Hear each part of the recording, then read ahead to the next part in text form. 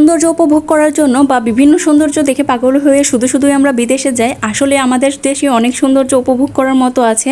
যেমন এই জায়গাটা আমার কাছে অনেক বেশি ভালো লেগেছে। যারা পাহাড় পছন্দ করেন, মেঘ পছন্দ করেন, তাদের কাছে কিন্তু এই জায়গাটা অনেক বেশি ভালো লাগবে। অনেকেই হয়তো বা এই ভিউটা দেখে বুঝতেই পেরে গেছেন আমি কোন জায়গায় এসে পড়েছি। আমি আছি এখন মিরিঞ্জা ভ্যালিতে, আর এটা হচ্ছে লামা হিল রিসোর্ট। এই রিসোর্টটা থেকে এই ভিউটা দেখতে অনেক বেশি ভালো লাগতেছিল। আর সত্যি কথা বলতে বান্দরবনের সব জায়গাগুলোই আমার কাছে অনেক বেশি ভালো লাগে, আর বিশেষ করে এই জায়গাতে এসে তো আমি একদম মুগ্ধ হয়ে গিয়েছি।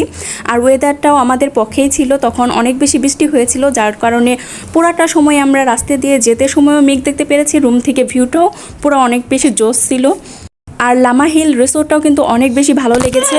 যারা মিরিঞ্জা ভ্যালি গিয়ে লামা হিল রিসোর্টে গিয়ে থেকেছেন তারাই একমাত্র বুঝতে পারবেন যে এই সৌন্দর্য আসলে উপভোগ করার মতো।